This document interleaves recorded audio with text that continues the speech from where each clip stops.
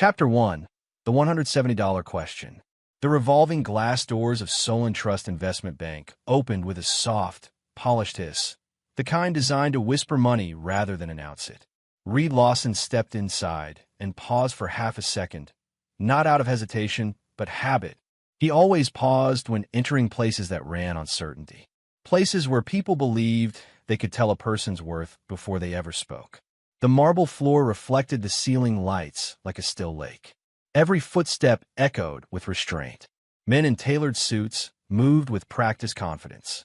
Women in heels glided between desks, tablets tucked against their arms like extensions of their bodies.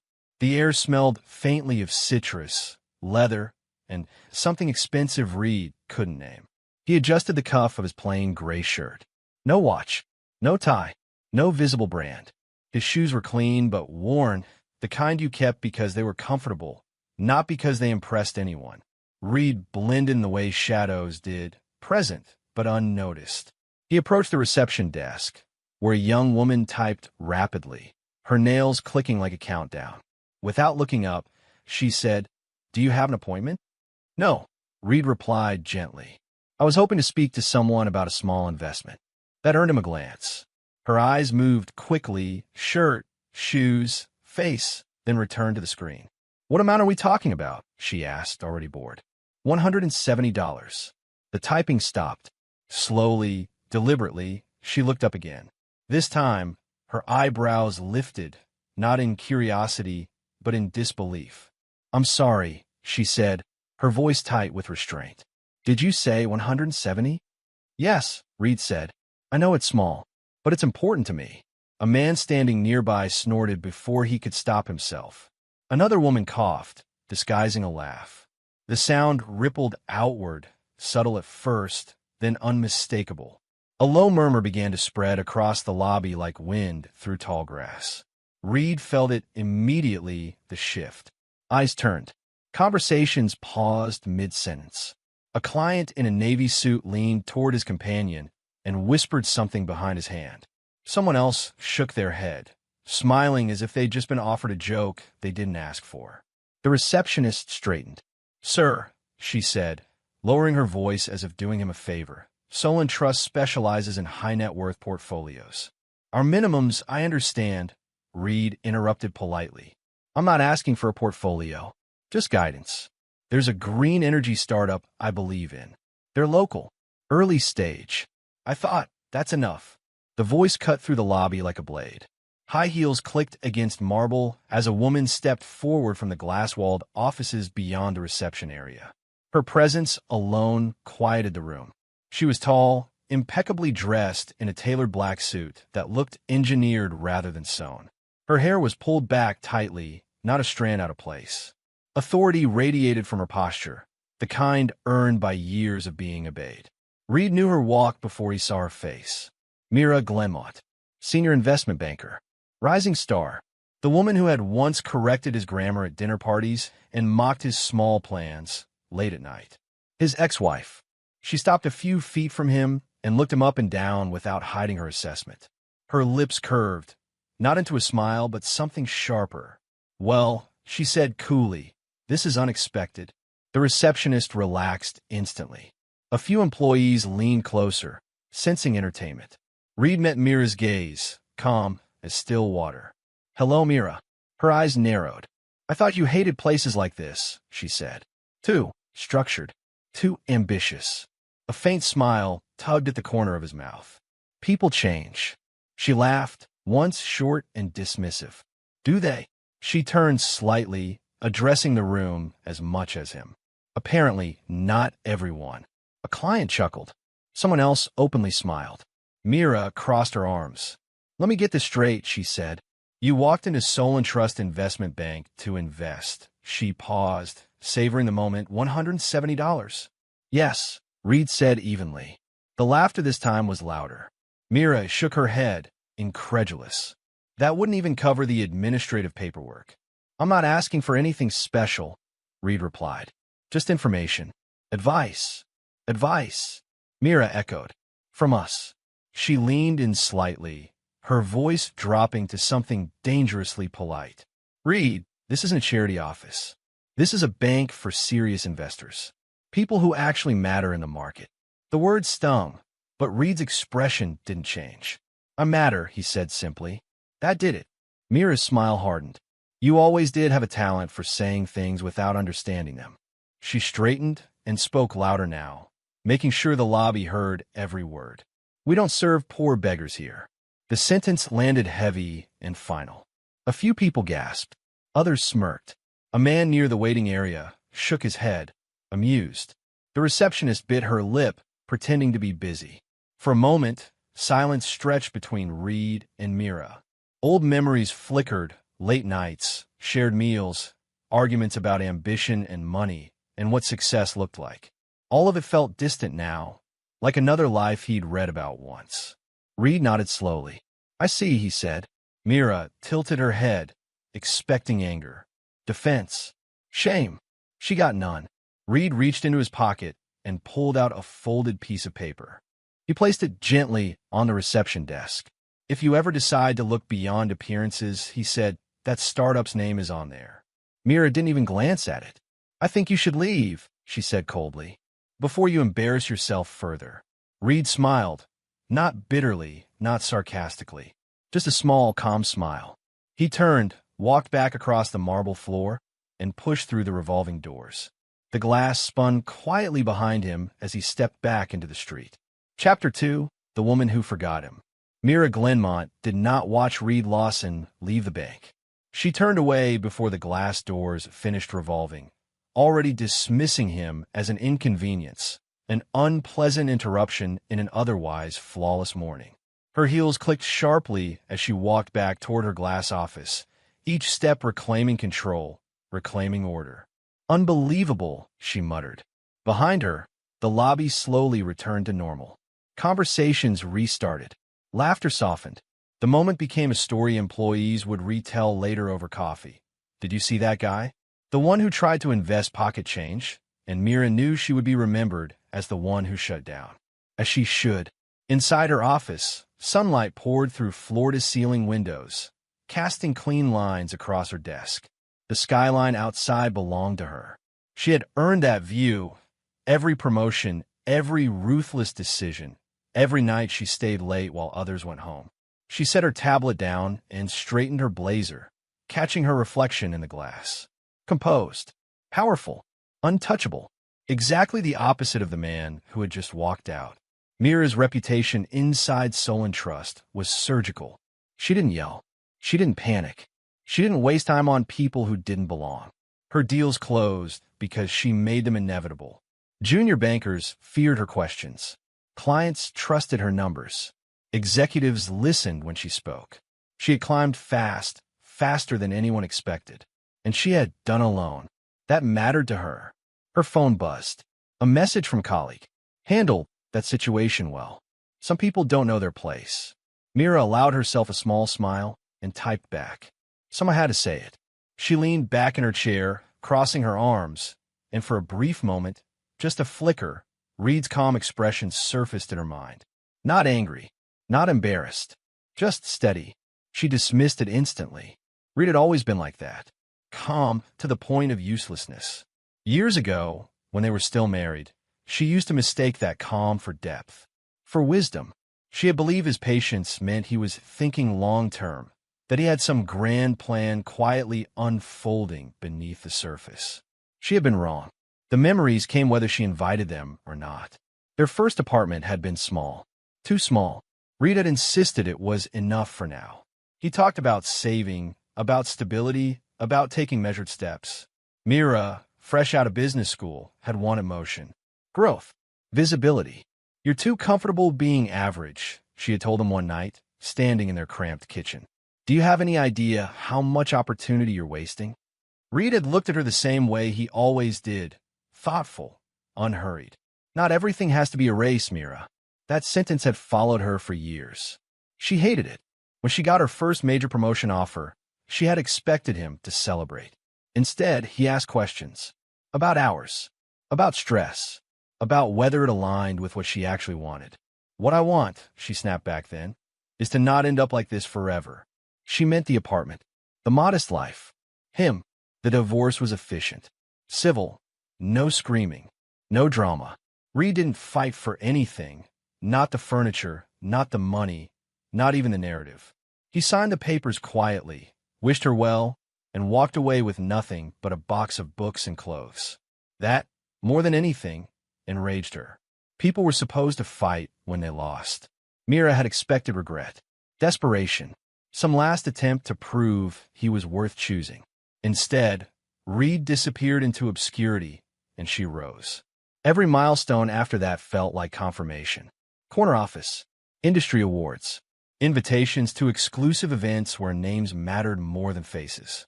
She learned how to dress for power, how to speak in controlled tones that commanded rooms. She surrounded herself with people who thought in millions, not hundreds. She had evolved. Reed had not. That was the story she told herself every time she thought of him, which wasn't often. Only in moments like this, when the past had the audacity to walk into her present wearing a plain gray shirt and asking for guidance. $170. The absurdity of it still irritated her. She replayed the scene in her head, not with guilt, but with annoyance. The way he stood there, unflinching. The way he didn't lower his eyes when she spoke, as if he still believed he belonged in the same room as her. He didn't. To Mira, Reed had become a symbol, a reminder of everything she escaped. Small thinking, modest dreams, people who mistook humility for virtue when it was really just fear of failure. Her phone buzzed again. Another message, this one from a junior associate. That was savage. You didn't have to go that hard. Mira scoffed and typed. Reality is hard. Better he hears it once than keeps embarrassing himself. She stood and walked to the window, looking down at the city far below. Cars moved like ants. People hurried, chasing deadlines and deals, unaware of how thin the line was between relevance and invisibility. She had crossed that line years ago. Reed hadn't even tried. In her mind, the equation was simple. She had ambition, and ambition won. She had sacrificed comfort, sentiment, and patience for progress, and progress rewarded her. The proof was all around her, etched into glass and steel. Whatever Reed had become was none of her concern. If anything, seeing him today only reinforced the truth she had always known. Leaving him was the smartest investment she ever made. She turned back toward her desk, already refocusing on numbers, forecasts, and meetings that mattered. Reed Lawson faded from her thoughts as quickly as he had entered the building, filed away as a footnote from a life she had outgrown. And in that certainty, Mira Glenmont believed, without hesitation, without doubt, that she had won. Chapter 3. The Man Who Never Explained Himself.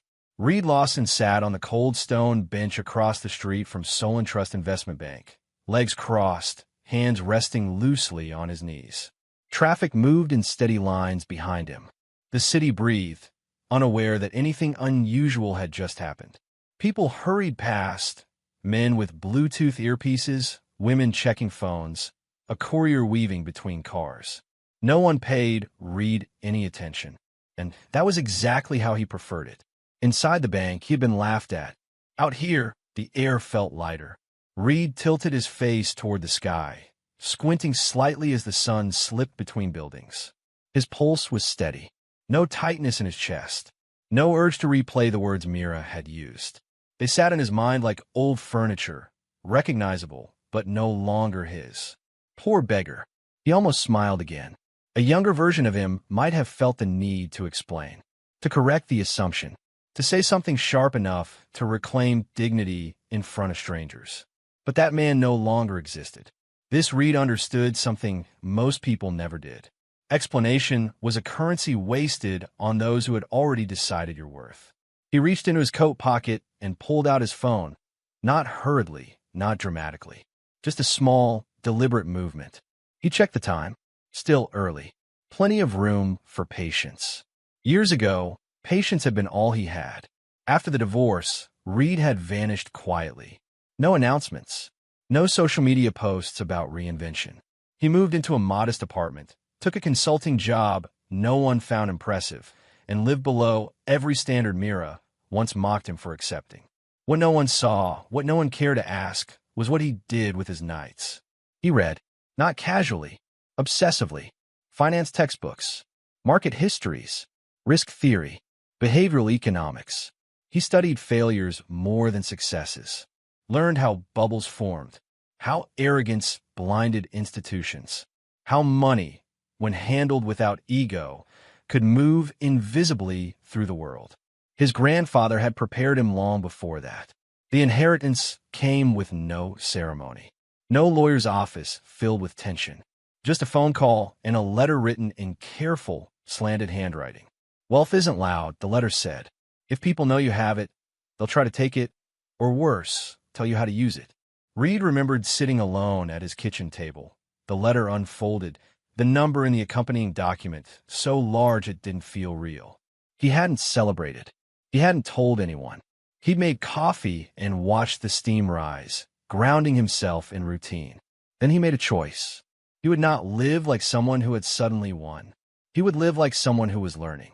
Reed never touched the principle at first. He treated the inheritance like a loaded instrument, useful, dangerous, deserving of respect. Instead, he built knowledge. He shadowed advisors under false pretenses, sat in the back of lectures, asked questions that made professionals uncomfortable because they revealed cracks in certainty. When he finally moved capital, he did it slowly, quietly, and under a different name. K. Rammel. The name meant nothing. That was the point.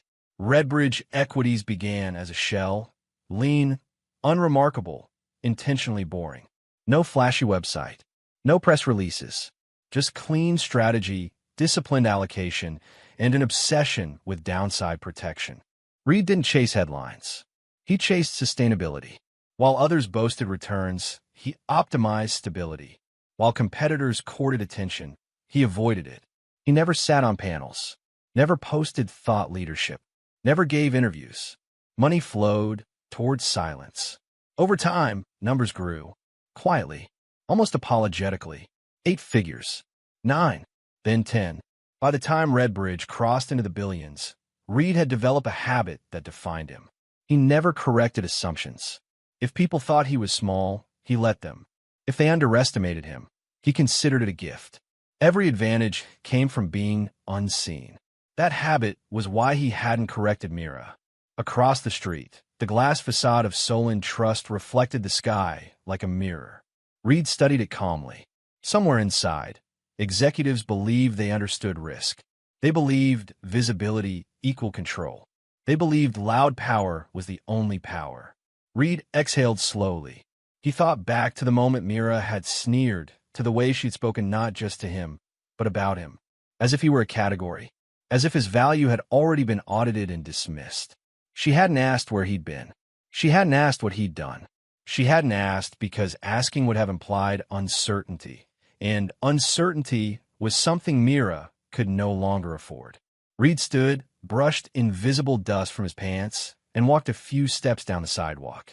He stopped at a small cafe window and ordered black coffee. The barista handed it to him with a smile that cost nothing and expected nothing in return. He thanked her sincerely. As he took the first sip, Reed reflected on the irony. Most of his assets were currently managed by institutions that would never let him through the front door as himself. Solen Trust included. They trusted K. Rammel because K. Rammel never disrupted their worldview. He spoke their language, played by their rules, stayed invisible. Reed Lawson did not. That distinction mattered. He finished his coffee, set the cup aside, and checked his phone again. Messages waited, reports, confirmations, numbers that would alarm people if they knew what they meant. He didn't open them yet. There was no rush. Power, Reed had learned, was not about speed. It was about timing. He glanced once more at the bank entrance, where people continued to move in and out, confident in systems they believed were unshakable. Reed felt no anger toward them, only clarity. Mira would never understand why he hadn't spoken up. But Reed didn't need to be understood. Real power didn't argue. It didn't raise its voice, and it never explained itself. Chapter 4, the call that changed everything. Reed Lawson stood at the edge of the sidewalk, the city flowing around him like a river that had learned to ignore obstacles. A bus hissed to a stop nearby. Somewhere, a horn blared impatiently. Life continued at full speed, indifferent to decisions that quietly rewrote futures. He slipped his phone from his pocket and looked at the screen. One name sat at the top of his contacts list. Elias Moore. Reed tapped it once. The line rang twice before a familiar voice answered. Calm, precise, unhurried. Reed, Elias said. I was expecting your call eventually. Just didn't know it would be today. Reed smiled faintly and turned away from the street, walking a few steps until the noise softened. Good afternoon, Elias. You sound composed, Elias noted, which tells me something happened. Something clarified, Reed replied. He paused, choosing his words with the same care he used when allocating capital. Are you somewhere private? I am, Elias said. Go ahead. Reed looked across the street at Solen Trust Investment Bank. The building stood pristine and confident, glass gleaming under the sun. It looked exactly like an institution that believed nothing could surprise it. I want to initiate a full withdrawal, Reed said. There was a beat of silence, not shock, but calculation. From which accounts? Elias asked. All of them. Elias exhaled slowly. You're referring to the Redbridge managed assets held through Solen Trust. Yes. Reed, Elias said carefully, that's $8.5 billion. I'm aware. Another pause. Longer this time. Before I proceed, Elias said, I need to ask the obvious question. Is this emotional? Reed considered that. He thought of Mira's voice, sharp and dismissive, of the laughter, of the word beggar. Then he looked down at his steady hands. No, he said honestly. It's procedural. Elias hummed quietly. Procedural is usually worse. Reed allowed himself a brief breath of amusement. I'm not interested in public statements. No legal theatrics. No leverage plays. Just execution, Elias said. Just execution. Elias's tone shifted, not to excitement, but to professional gravity. Very well. We'll need to stagger the withdrawals to comply with regulatory frameworks and minimize unnecessary exposure. Europe first, Reed said smoothly. Then Asia-Pacific. Then domestic. Elias didn't ask why. He understood sequencing. I'll notify the custodians and clearing partners immediately. Thank you. Reed, Elias added, hesitation creeping in. Once this begins, there's no quiet way to stop it. I know, Reed said. That's why I'm starting it quietly. The call ended. Reed lowered the phone and slipped it back into his pocket. He didn't feel a rush of adrenaline. No satisfaction. No sense of victory. Only alignment. Across the street, inside Solen Trust, the first tremor passed unnoticed. A junior analyst in the European desk frowned at her screen, assuming it was a latency issue. She refreshed the data feed once. Then again. Mark? She called her supervisor. Can you take a look at this? Mark leaned over her shoulder, coffee in hand. What am I looking at? Outflows, she said. Large ones. How large? She swallowed. Unusual.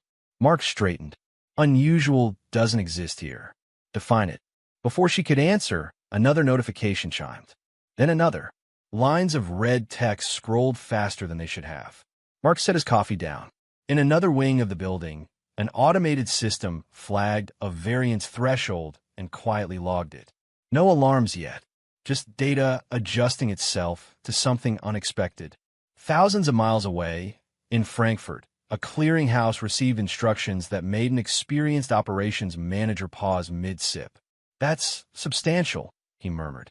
In Singapore, a compliance officer reread an authorization twice, then forwarded it up the chain with a short message. Please confirm urgency. The confirmations came back instantly. Proceed. Back on the street, Reed began walking. He didn't look back at the bank. He didn't need to. He'd already seen what mattered. He passed a man arguing loudly into a phone, promising outcomes he couldn't guarantee. Past a woman in heels moving too fast, already late for something she thought defined her importance. Reed moved at his own pace. Inside Solen Trust, the second tremor arrived with teeth. A risk dashboard updated and flashed amber. A manager frowned, tapped the screen, and called IT. Is the feed stable? He asked. It's stable, came the reply. The numbers just changed. How much? A pause. Enough to matter. Phones began ringing, not loudly, not urgently. Yet, just enough to shift attention. Heads lifted, brows furrowed. Someone pulled up a secondary monitor. The system did what systems always did when confronted with something outside prediction. It tried to compensate.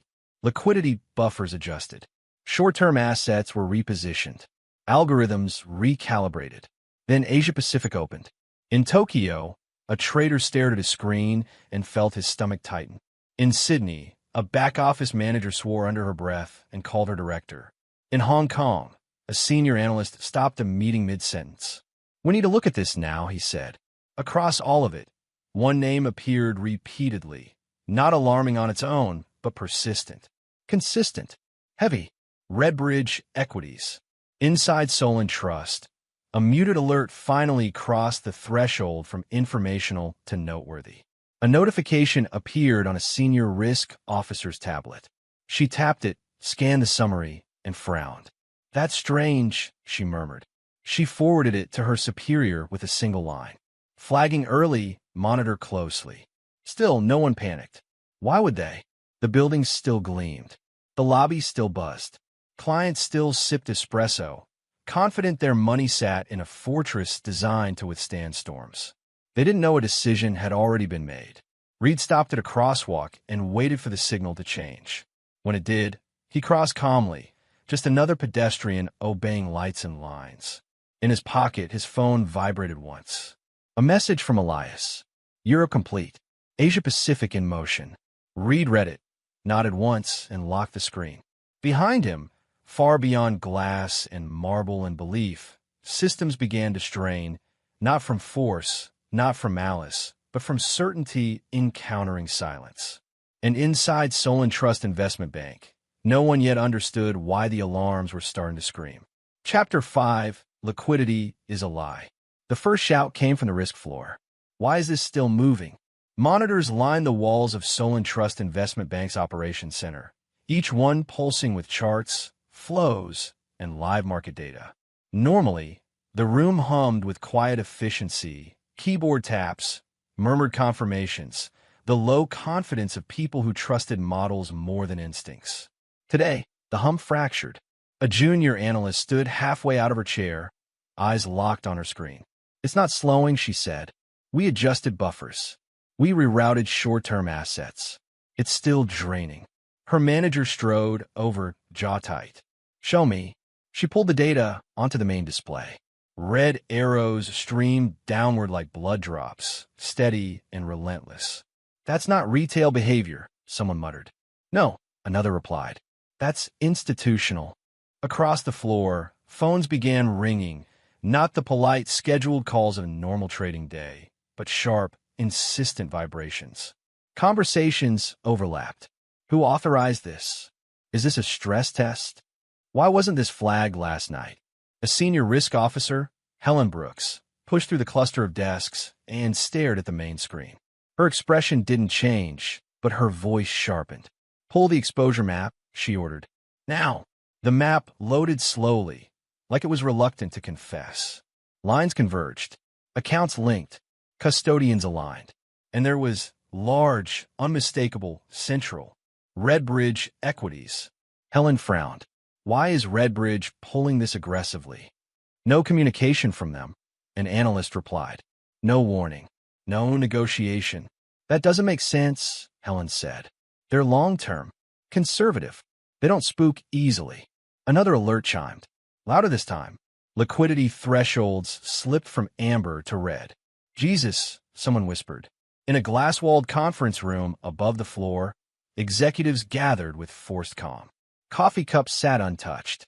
Jackets were shrugged on hastily. A man with silver hair and a reputation for never sweating wiped his forehead with a handkerchief.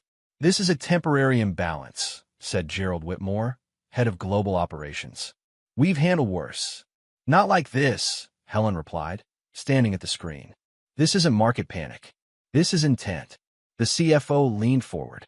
How exposed are we? Helen didn't answer immediately. She clicked through layers of data, her fingers precise despite the growing noise around them. On paper, she said finally, we're fine. And in reality? She looked up. Liquidity is a lie when everyone wants cash at the same time. Silence flickered, then broke. Start liquidating non-core positions, Gerald snapped. That'll hit the stock. Better bruised than dead. Orders went out. Assets were sold faster than strategy recommended. Markets noticed. Downstairs, a trader stared at his screen as Solen Trust stock dipped, then dipped again. We're spooking the street, he said into his headset. Volumes reacting. Contain it, came the reply. Don't let this escalate. But escalation didn't ask permission. News feeds refreshed. Algorithms adjusted. A rumor, small, vague, untraceable, began to ripple outward. Something's wrong at Solen Trust. In Mira Glenmont's office, the first sign was the tone of the knock. It wasn't tentative. It was urgent. She looked up from her tablet, irritation flashing across her face. Yes. The door opened, and one of her associates stepped in, pale. Mira, have you seen the floor yet? I'm in the middle of, you need to come. Now. She followed him down the corridor, heels striking faster than usual. Through the glass walls, she could see movement, too much movement. People standing, voices raised, screens crowded with red. What happened, she demanded. Helen caught sight of her and waved her over. We've got a significant withdrawal event. Mira folded her arms. From who? Helen turned the screen slightly. Redbridge Equities. Mira blinked once. That's not possible. They've already cleared Europe and Asia-Pacific, Helen said. Domestic is underway. Mira scoffed. Redbridge doesn't make emotional decisions. Whoever's running this is disciplined. That's the problem, Helen replied. They're too disciplined. Gerald stepped in. We need to know who's behind this. Ultimate beneficial owner. Already pulling it, an analyst said, fingers flying. It's complicated. How complicated? Mira asked sharply. The analyst swallowed. The structure's layered. Intentionally. Minutes dragged like hours. The room felt smaller with every update. Another alert sounded. Another call came in unanswered. Then the analyst froze. I've got something, he said quietly. Helen leaned in. Say it. There's a controlling entity behind Redbridge. A private trust. Domestic registration. And the name? Gerald pressed. The analyst hesitated, then turned the screen toward them. The room leaned forward as one. The name sat there plainly. No flourish. No title. Read Lawson. The effect was immediate and absolute. Mira's breath left her lungs in a sharp, soundless rush. The room didn't erupt. It didn't shout. It stopped. Someone's phone buzzed and went unanswered. A chart ticked down another fraction of a point, unnoticed. Helen straightened slowly. Gerald removed his glasses. The analyst stared at the screen as if it might change if he looked hard enough. Mira said nothing. The name hung in the air, heavy and undeniable. Read Lawson. And in that suspended moment, before questions, before blame, before consequences, silence filled the room. Chapter 6, The Moment She Understands. Mira Glenmont stood frozen in the center of the executive operations room. The glow from half a dozen screens washing her face in pale blues and violent reds. Numbers flickered, refreshed, collapsed, refreshed again. Every screen told the same story in different languages. Outflows, liquidations, volatility, loss. Someone was speaking to her. She could see his mouth moving, but the words didn't register. Her ears rang, a thin, high sound that drowned out the room. Read Lawson. The name still hovered in her mind, sharp and unreal, as if it had been spoken by mistake. As if someone would correct it any second now and laugh at the misunderstanding. But no one laughed. Mira, Helen said again, more firmly this time. We need direction. Mira blinked and finally turned her head. Helen Brooks, unshakable, precise Helen, was watching her closely. Not judging, measuring, direction. That was what Mira always gave. Clear, decisive, unhesitating. She had built her career on never pausing too long when the room expected certainty. Her mouth opened. Nothing came out. Behind Helen, a junior analyst whispered, stocks down another 2%. Another voice followed. Liquidity coverage ratio just breached internal limits. Phones are lighting up, someone else added. Clients want answers. Mira's gaze drifted back to the screen with the ownership structure. The name sat there in black text on a white background, merciless in its simplicity. Reed Lawson. Her Reed. No, not her Reed. Not anymore. The man she had dismissed, divorced, erased. The man she had humiliated less than an hour ago. A memory surged forward, uninvited. We don't serve poor beggars here. She heard her own voice saying it, cold, sharp, public. She remembered the faint smile he'd worn afterward, how it had unsettled her without her understanding why. Her stomach twisted. That's impossible, she said suddenly, the words coming out louder than she intended. Heads turned toward her. There has to be a mistake. Reed Lawson doesn't have that kind of money. No one answered immediately. Gerald Whitmore cleared his throat. The documentation is verified. Trust records, tax filings, cross-border confirmations. This isn't a shell identity. Mira shook her head, a brittle motion. You're telling me the man who walked into our lobby asking about $170 controls $8.5 billion in assets? Helen finished quietly. The room felt like it tilted. Mira took a step back and bumped into a chair she hadn't noticed. She gripped the back of it instinctively, fingers curling too tightly around the leather. Her hands were shaking. She stared at them, almost offended. They had never betrayed her before. These were steady hands, hands that signed seven-figure deals without a tremor, hands that never hesitated when other people flinched. Now they wouldn't stop. No, she whispered. No, no, no. Her mind raced, desperately trying to rewrite reality. Reed had been quiet, modest, careful to the point of invisibility. He'd talked about patience and long-term thinking and living within means. She had mistaken silence for weakness. The screens changed again. Another wave of red rolled through the data. Asia Pacific fully cleared, an analyst announced. Domestic settlements accelerating. Mira's chest tightened. Can we stop it? Gerald didn't hesitate. No, the finality in his voice cut deeper than any accusation. He's within his rights, Helen added. This is clean. Lawful. There's no leverage point. Mira laughed once, a sharp, broken sound that didn't belong to her. So he walks in, gets insulted, and decides to destroy the bank. Helen met her eyes. No, he decided to leave. The words landed harder than if Helen had blamed her outright. Leave? Mira's thoughts spiraled backward again, replaying the scene in the lobby with cruel clarity. Reed standing there, calm. Reed listening. Reed not arguing. Not defending himself. Not correcting her. She had assumed that meant she was right. She remembered thinking how small he looked in that moment. The realization came slowly, then all at once.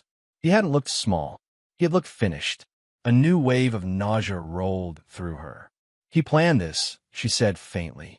No, Helen replied. He prepared for it. There was a difference, and Mira understood it too well. Preparation meant patience. Years of restraint. The kind of discipline she had always claimed to respect, until it wore a face she no longer recognized. Another alert chimed. Louder.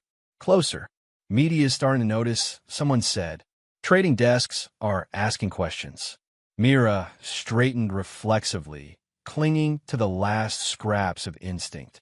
We issue a statement, she said. Controlled. Reassuring. Gerald studied her for a long moment.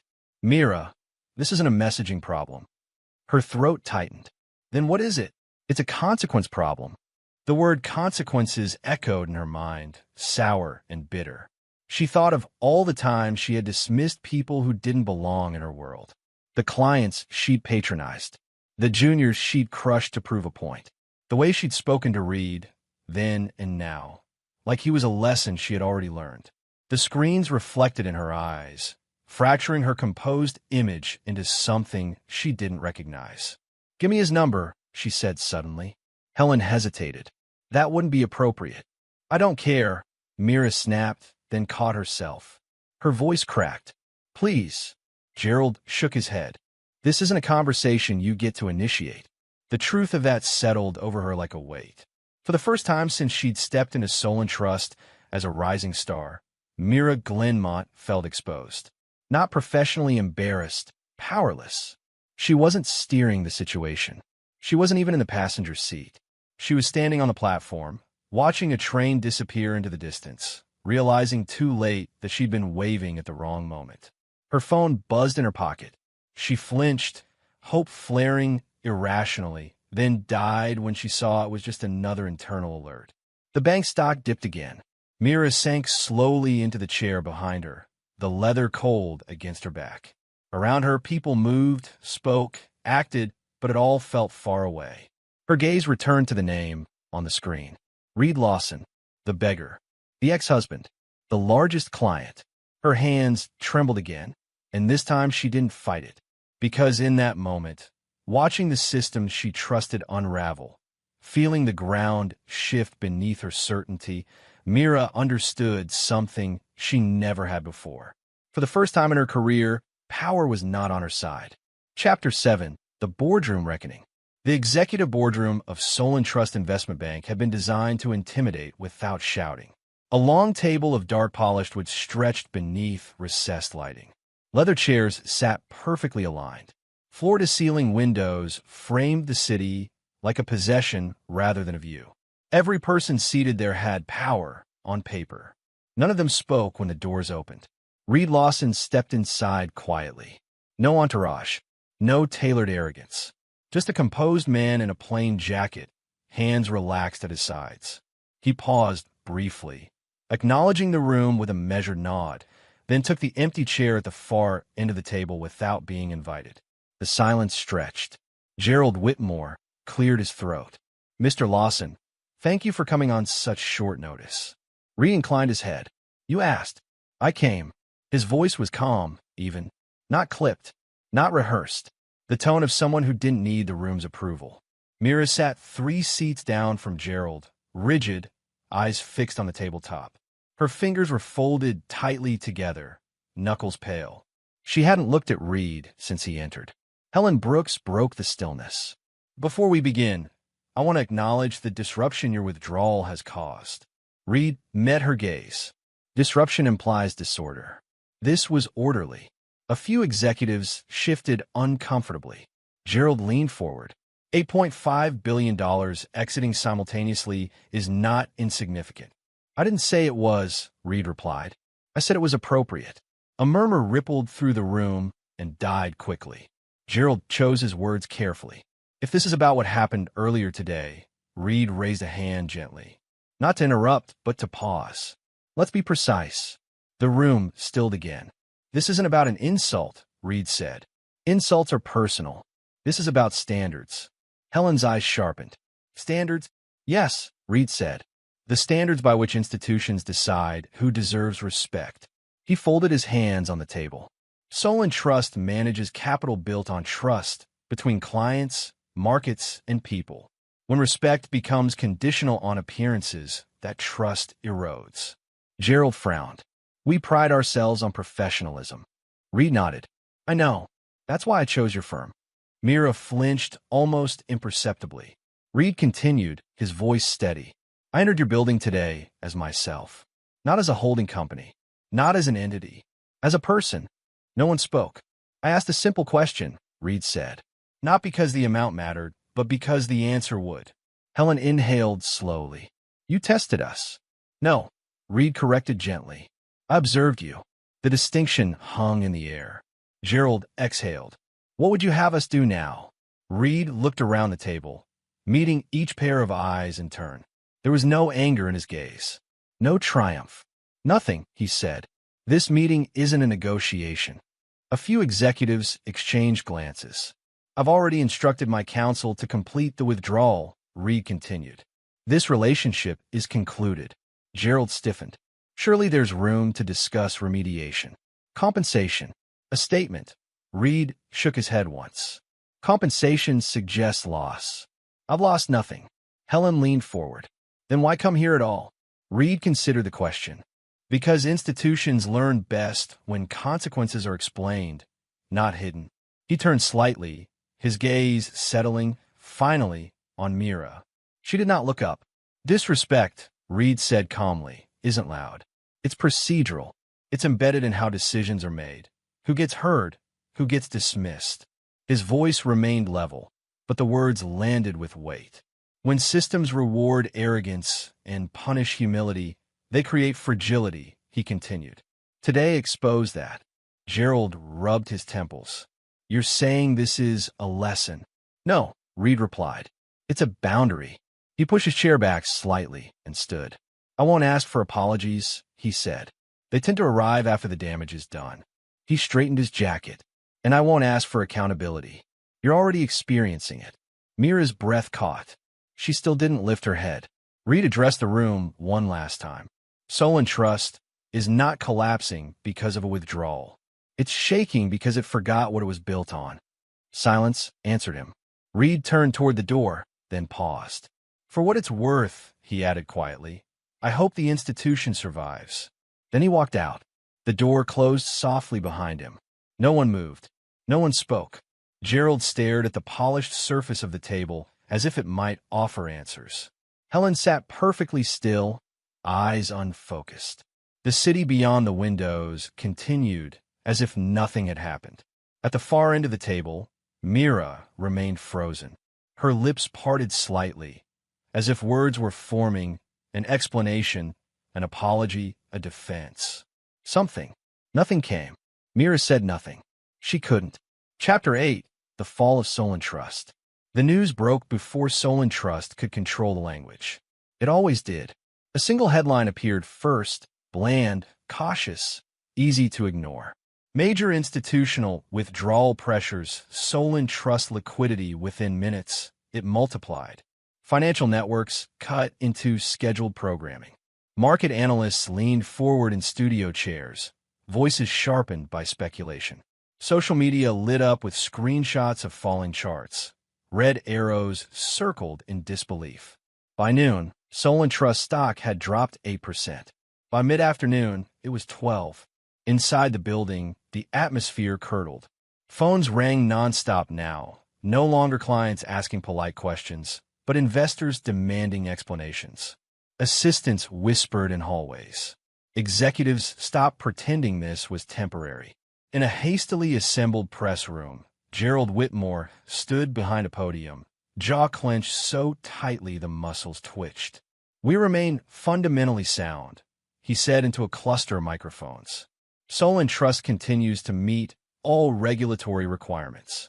A reporter interrupted. Then why did your largest client withdraw $8.5 billion in less than 24 hours?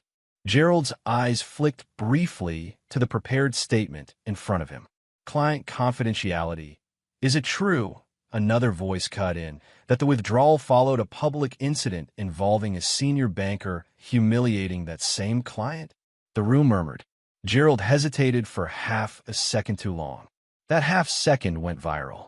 Behind the scenes, compliance teams were already in damage control mode. Internal emails stamped urgent flooded inboxes. Legal counsel drafted responses to regulators who were suddenly very interested in Solen Trust's risk exposure and client treatment protocols. An official inquiry was opened before the market closed. Clients noticed. Long-term partners quietly requested transfers. Wealth managers stopped returning calls. Institutional investors hedged their positions, then exited altogether. Confidence, once cracked, didn't need encouragement to fall apart. In executive offices, the mood shifted from strategy to survival. Helen Brooks stared at a projection of client outflows, her face drawn. This isn't stabilizing, she said. It's accelerating. Gerald slammed a folder shut. We issue a full apology. Name the client. Take responsibility. Legal shook their heads.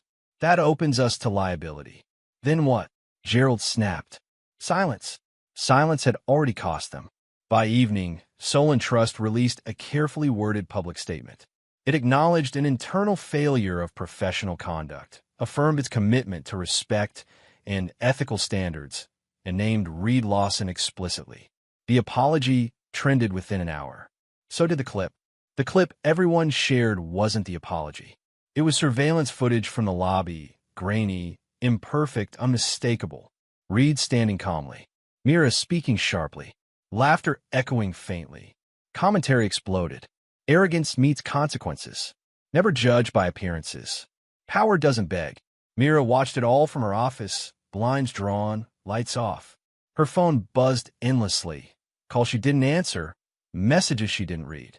She sat at her desk, shoulders slumped, staring at the dark reflection of her own face in the glass. This wasn't supposed to happen. She had always believed reputations were built slowly and destroyed slowly. That with enough connections, enough credibility, mistakes could be absorbed. But this wasn't a mistake. It was a moment, and moments, she was learning, could be fatal. The knock on her door came just after sunset. She didn't respond. The door opened anyway. Gerald stood there, older than he had that morning. "Mira," he said quietly. She didn't look up. "You're here to fire me." Gerald exhaled. "I'm here to ask for your resignation." She laughed softly, bitterly. "Semantics. It will help the firm," he said. "And it may help you." She finally met his eyes. "Help me how?" He didn't answer. The truth sat between them, heavy and unmovable. No other bank would touch her now. Not quietly. Not publicly. She was radioactive, a symbol no institution wanted attached to its brand. "I gave this place everything," Mira said hoarsely. "I know," Gerald replied. "And that's why this hurts." She stood slowly, smoothing her suit out of habit even now. "You'll say it was my conduct," she said. "An isolated failure." "Yes." "And the systems?" she asked. "The culture?" Gerald looked away. Mira nodded once. "Of course." She signed the letter without reading it. The next morning, Solen Trust stock fell another 6%. Commentators debated whether the bank would survive intact or be forced into acquisition. Regulators announced expanded reviews. Clients continued to leave.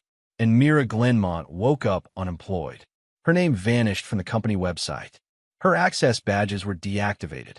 Her office was emptied by someone else. Emails went unanswered. Calls went unreturned. Recruiters who once chased her stopped replying altogether.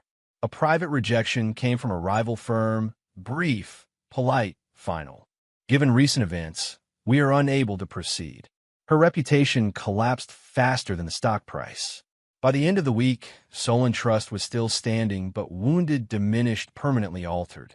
And Mira, once untouchable, sat alone in her apartment, scrolling past headlines that used her name as a cautionary tale. The fall had not been loud. It had been thorough.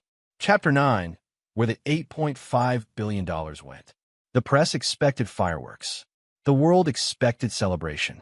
Headlines speculated that Lawson would emerge from the shadows, champagne in hand, grinning at a collapse he had orchestrated. Analysts imagined him on yachts, parties in penthouses, a smug smirk that would haunt Mira and Solen Trust forever. But Reed did not appear on any balcony. He did not call a press conference. He did not tweet. He sat instead in a modest office overlooking a quiet section of the city he had long ignored. The walls were undecorated. A single desk, neat and uncluttered, held only a laptop, a stack of papers, and a small plant. Sunlight filtered through blinds, casting parallel lines across the floor. Reed leaned back in his chair, his hands folded on his lap. His mind wandered, not toward revenge, not toward power, but toward purpose. He opened the laptop and logged into the administrative portal he had prepared weeks ago. The Community Futures Fund sat at the top of the dashboard, its balance glowing in green numerals. $8.5 billion. A few clicks later, he finalized the first wave of allocations.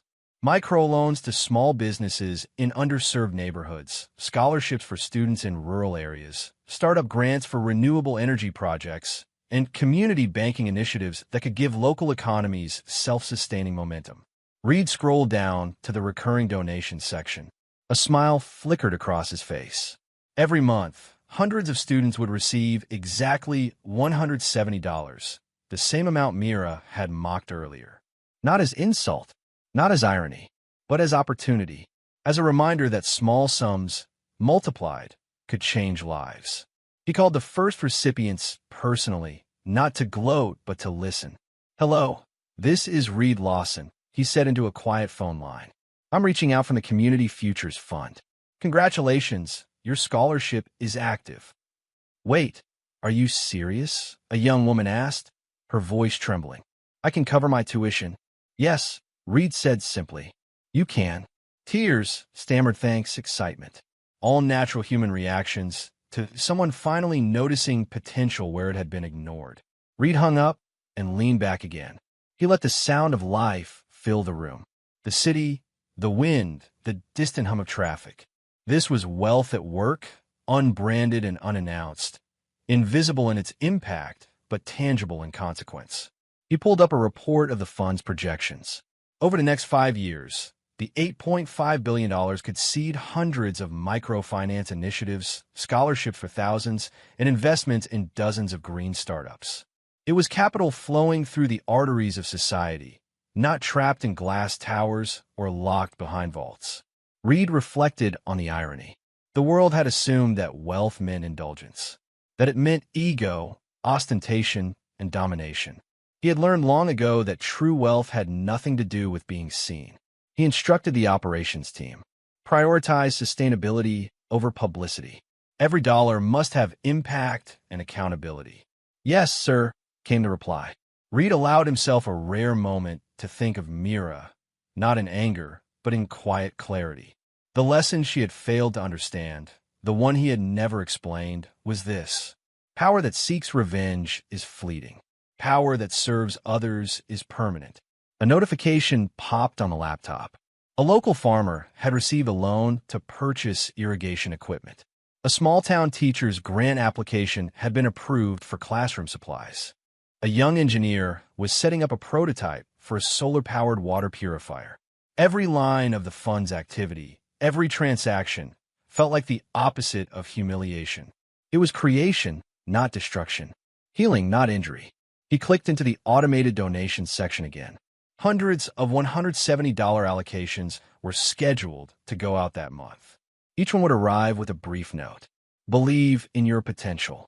Build what you must. Respect is earned and given freely. Reed smiled faintly at the wording. Even a small message could instill confidence. The same amount that had once seemed laughable now became a symbol of opportunity. A colleague who had been quietly managing the fund approached. Mr. Lawson, she said, we've had inquiries from the press about your role in Solen Trust. Do you want us to respond? No, Reed replied. Let them speculate. Let them guess. Let them assume.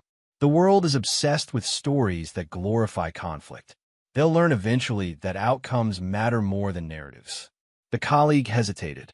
And you're sure about not appearing publicly? Reed didn't hesitate. Absolutely. Influence is strongest when it is unannounced, when it flows quietly, and when it does not seek approval. Let the work speak. She nodded and left him in silence. Reed returned to reviewing allocations. Each microloan approved, each scholarship confirmed, was a small ripple in an ocean of potential. He imagined the impact spreading. Towns becoming self-reliant, students breaking cycles of poverty, businesses creating local jobs, communities reclaiming control over their futures. He glanced again at the recurring $170 donations. Hundreds of small deposits each month. Symbolic, yet immensely practical. It was almost poetic. The amount Mira had mocked, now distributed intentionally, thoughtfully, to hundreds of people who would never know who had sent it, but whose lives would be altered nonetheless. In a quiet voice, almost to himself, Reed said, "This is how it should have been all along. No celebration, no gloating, no sense of victory in the conventional sense. Just execution, calm and deliberate. Just the redirection of power toward meaningful impact." Outside, the city continued its rhythm. People rushed past skyscrapers, unaware that billions had quietly shifted from corporate coffers into the hands of those who needed it most. Financial news networks buzzed with speculation. Solen Trust faced scrutiny. Mira's reputation was in tatters. The world expected spectacle, but Reed's true triumph was unseen, measured not in headlines but in human lives. He returned to the portal, monitoring projections for the next wave of fund activity. Each figure confirmed what he already knew. Power exercised ethically had a reach far beyond anger, beyond revenge, beyond ego. Even the $170 allocations, a number so small once, now symbolized hope, opportunity, and fairness. Small sums could inspire ambition. Small gestures could catalyze change.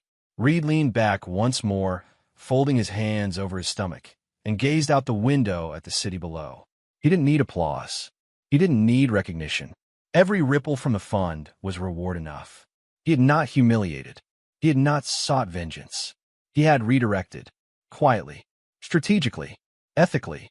And in doing so, Lawson had redefined what wealth meant. Not domination, not visibility, but purpose and impact.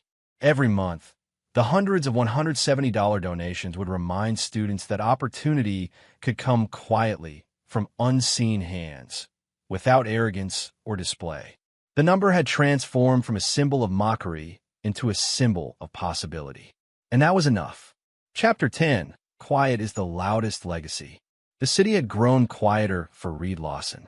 Not the buildings, not the traffic, not the endless hum of commerce, but in the way that mattered. The world's gaze no longer fell on him. There were no headlines with his name, no analysts dissecting his decisions, no rumors whispered in trading floors or cocktail parties. For once, he could move unremarked through the same streets he had once walked unnoticed. But this time, it was by choice, not necessity. He slid into his old sedan in the parking lot of his apartment building, the leather seat worn and familiar. The car had no badges of success, no flashy upgrades, just a reliable engine, a solid build, and the faint aroma of coffee from yesterday's cup on the passenger seat. He started the ignition and waited as the engine settled into its low, steady hum. "Morning, Reed," the valet said, lifting a hand in greeting. A polite acknowledgement, routine, nothing more. Reed nodded once. "Morning." He drove past the city streets, observing the flow of life with the same quiet attention he had always carried. Shops opened.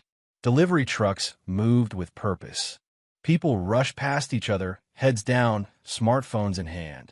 In another reality, he could have been in their shoes, consumed by ambition, chasing recognition, building wealth as an identity.